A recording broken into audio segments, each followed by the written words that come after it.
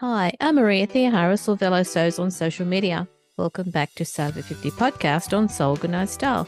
Grab a cuppa and relax with us. On Sew Organised Style podcast, I begin today by acknowledging the traditional custodians of the land on which we record this podcast and pay respects to the elders past and present. Thanks for joining us on SewOver50 podcast on Sew Organised Style. SewOver50 intersects with all communities. We're a community that is so over ageism. Sigrid, or at Sigrid Sews on Instagram, is today's SewOver50 podcast guest. Thank you for inviting me into your home today, Sigrid. Hi, Maria. Hi, Sigrid. How are you? Hi, fine. Thank you. And you? I'm so pleased that you're here. Thank you for coming onto the podcast. Thank you for having me. That's all right. So that our listeners know, we're actually recording this in December for January, and it's a really busy time for everyone. So, Sigrid, thank you so much for giving me your time today. It's no problem at all. It's really no problem. I really love to do this. Thank you. Oh, good. Thank you. The reason I contacted you to be on the podcast is because something happened to your Instagram account recently.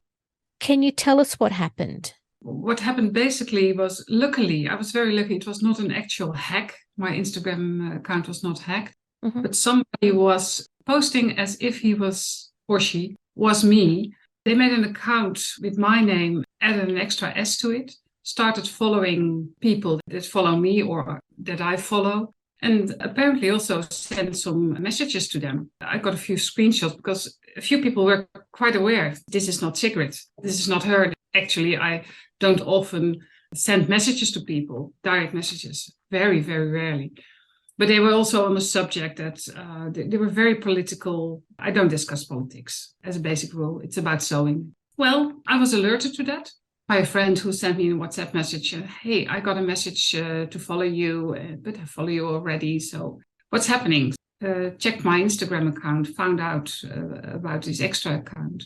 Immediately put up a message. It was actually at a busy time. I had guests over for dinner at the time. So I really, in between, I have to do this.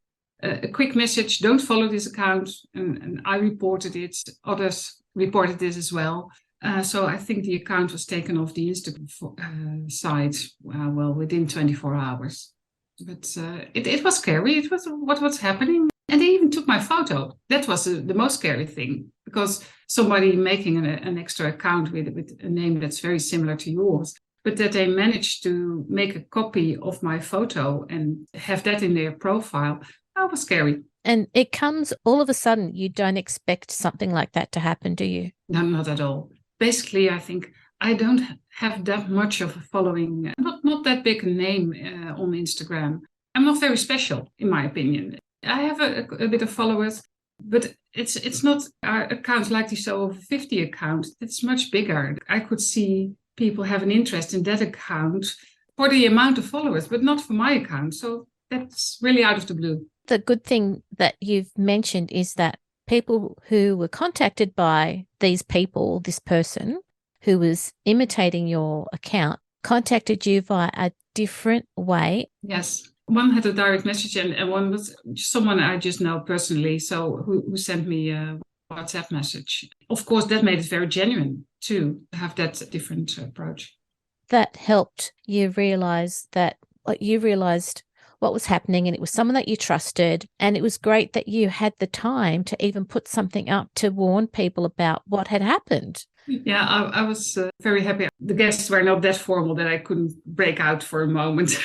It really was, how do I now contact people about this account that it's not real, it's not me? And then I thought, so I took my notes app, wrote something there, made a screenshot of there, just don't follow this account. Yes. I didn't have time to make a proper post or whatever. So I really very fast in notes, made a screenshot, put it up as a post on Instagram, just don't follow this account. And then I got a lot of reactions later on that people also reported the fake account.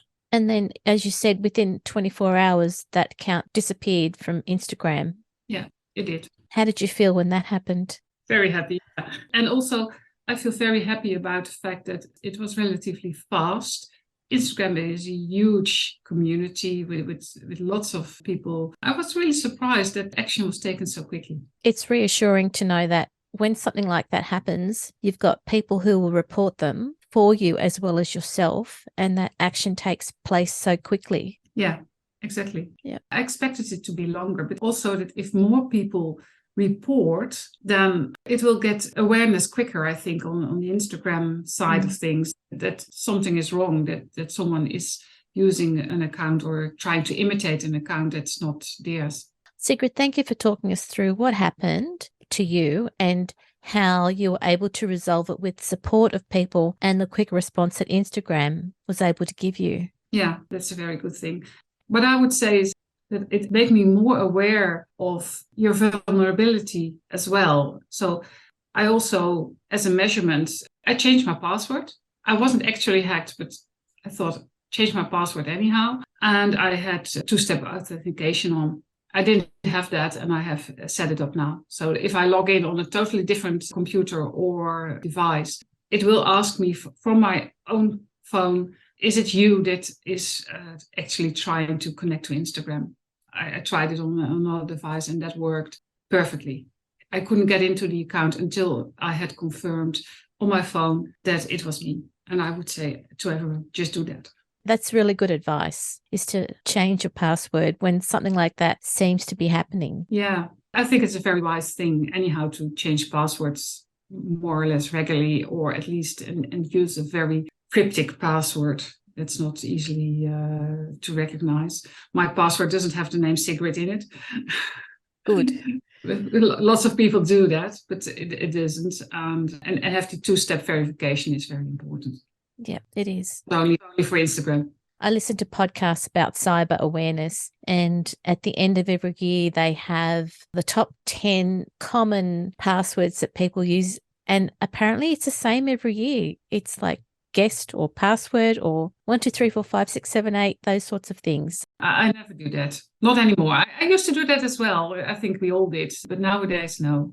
I use a different password for each and every site, and I have a password manager. Good. Awesome. But there's also something you learn. I think I work in IT, so it's part of the job, really. So outside of your job, can you tell us about your sewing hobby? I started this as a child, really. Okay. I've been sewing for over 50 years now. I learned sewing from my mother, did sew a bit for my dolls, and made my first garment when I was 11 years old. And I remember it well. It was a red pair of trousers with buttons on the sides, 70s. Wow. White-legged trousers. It was my first garment. I don't have it anymore. It was gone. I think my mother threw it away when I grew out of it. But I've sewn ever since. I learned the basics from my mother. And when I was about 20, I started to use Vogue patterns, which was very exclusive at the time. It was very special, very expensive as well. So I really had to save to be able to buy a Vogue pattern, because in the Netherlands, they were very, very rare. I think at the time, they were about 20 guilders. We still had guilders then. It was an amount I had to save for. But, these patterns were so gorgeous. They were gorgeous patterns as such. I was a real fan of Claude Montana, a Paris designer. So Vogue had those patterns, but also the instructions. They were so step by step. They taught me so much, that those things that you wouldn't learn from someone who didn't have my mother sewed because her mother sewed. She didn't have an education in sewing. So I learned so many special details. Yeah, I kept sewing. I didn't sew a lot for myself when my children were very young. Sewed a bit for my children and came back to it early, I think 2000, 2002, something like that. I started sewing for myself again. And did you have to relearn any of the techniques that you had learnt as a new sewer? No, I don't think I had to relearn so much. I learned about pattern review. I found blogs, and I learned so much new things at the time. People who did things differently, new techniques. I ordered 2 books. I ordered a book by Sandra Betzina and by David Page Coffin. Also, having access to books from an international market at the time, that was new. And I learned so much. The Sandra Betzina book was really an eye-opener for me. What possibilities, what techniques there were. And, well, I started using them, trying them, improving my skills. I restarted and used all the techniques I knew already. but have improved immensely since, I think. When we were emailing each other, you mentioned that lingerie sewing was one of the types of sewing that you were blogging about. Is that right? Yeah, that's right. When I discovered the internet blogging world on sewing at the time, which was very widespread in the English-speaking community, I thought, well, I can contribute a bit by writing about my lingerie sewing. I had done that at the time for a couple of years, and really nobody was writing anything about that or showing anything about lingerie sewing. So I thought, well, it would be nice to share that. There's some special techniques, some special materials, the notions you need, not widely available at the time. But I like to teach, done that all of my life. And sharing my knowledge, the things I know, is really key to what I do. So writing about lingerie was an original topic and gave me a few followers, not really by people who wanted to sew lingerie, but that was something that gave me people following me. And well, I started following people, commenting on blogs, etc. So lingerie sewing has really been a part of my sewing. What I'm hearing is that at the time when you came back to sewing, you were sharing your knowledge of lingerie sewing on blogs because of the type of material you use with lingerie. And also, at the time and even now, it's one of those sewing skills and the notions, etc. It's really hard to get what you want when you want it. You can get fabric anytime, but to get the type of O-rings and all the metal, the hooks and eyes, all of that. Yeah, notions in lingerie sewing, I think, is a difficult thing for a lot of people. I'm very lucky to have a very specialized shop in Amsterdam where it's lingerie heaven. They have all the lycras, the laces, and they have all the notions. And that's only a 45 minutes drive distance from me. Mm-hmm. At the time, it was very difficult. And I think there are more shops now around the world who sell lingerie material. Quite a few designers who have made patterns for lingerie, bras, briefs, whatever. So it's more accessible now. Yes, exactly. I love it. It's really nice for other people to be able to do it and having designers taking up making patterns for lingerie. So there's a right choice now, and that's a good thing. What store is it that is your lingerie heaven in Amsterdam? It's called Kantje Boord, and kantje is the word for lace in Dutch. It's small. It's very nice owners, very helpful owners as well. So it definitely is a place to be if you are in Amsterdam and are interested in lingerie sewing. I know about Beverly Johnson from Canada, is a very famous designer, and she came with a group of ladies to Amsterdam a couple of years ago, I think. It was a special event, I think, both for the ladies as for Kantje Boord themselves, that they had such a huge group of international ladies getting there. And I've met quite a few people over the years and visited Kantje Boord with them. Yeah, really nice. Okay. That sounds special. One of those things that people should go to if they're visiting. Yeah, absolutely. Very special place. The other things that you told me that you enjoy making coats and jackets. Yes, very much. I like the techniques, the inner construction of coats and jackets, making it a bit more firm, making the shoulder shields and the sleeve plackets and sleeve hats, etc. I really love that kind of special work. Sometimes I really like to make instant gratification thing and make the quick blouse or a t-shirt or whatever. Yep. Working on a coat or a jacket. I really like that. Yeah, that's special. And I think you live in a country and a climate that allows you to have more than one coat or jacket too. Oh, yes. At the moment, we really need it. It's freezing outside at the moment, so it's below zero. We need jackets and we need coats. On Instagram, when did you discover the SewOver50 community? I think it was pretty early on when I started using my Instagram account more regularly.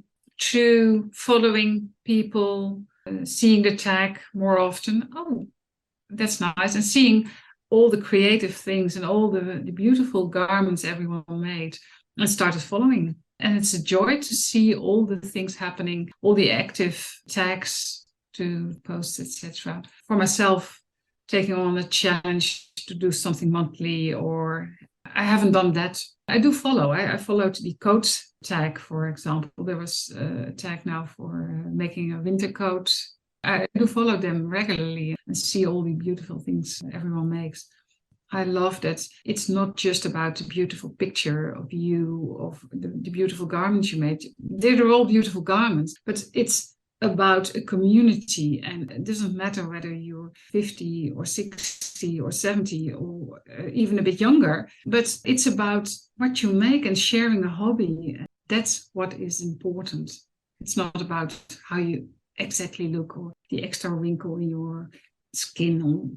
It's not important. It's giving visibility to people who are older in social media. Yeah. And I think we're doing a really good job. Absolutely. They're doing a fantastic job. There really is. It's so important that the internet and social media isn't just not only about beautiful young people and that your life is over when you're a bit older, which is ridiculous. You're just as beautiful when you're 60 or 70 or 80. If you have some confidence in yourself, that's important. It is. And it's not being beautiful and having the latest fashion thing. To me, that's not important. I like to see what people make, and I like if I see some genuine interest and a genuine person behind it. That's what it's about. And that's what I tell my children too. My children are not even following social media that much. I think my son was one of the first ones to say goodbye to Facebook because he didn't like it. Life is about highs and lows, and everyone has their highs and lows. And it's just not only the pretty picture you put on Instagram. I think that's something as people over 50 we have experienced already. It's obvious in your example too that we help each other out when we need a hand. Exactly. Yeah, that's very comforting to know as well. Well, the sewing community has brought me a lot, I must say that. And that's not only the Instagram community. I have met people from the Instagram community. I've met Des from Sew Professional a couple of months ago. Oh, wow. I know her through the Instagram account, but I have met other sewing enthusiasts by blogging, by participating in a get-together. And I've made some really, really good friends through that. That's amazing. It's also what the community brings you. If someone is close to you or you go to an event together, you get in touch, you start emailing, you start to meet. Yeah, it can bring you a lot. It has brought a lot to me. The SewOver50 community has brought a lot to many people out there. So it's really great to see that. Yeah. This is one of the really wonderful things about the SewOver50 community. I'm so jealous of the Frogtails events in both Australia and in the UK recently, that all those people get together and meet and have a fun day together. Yeah, that's really nice.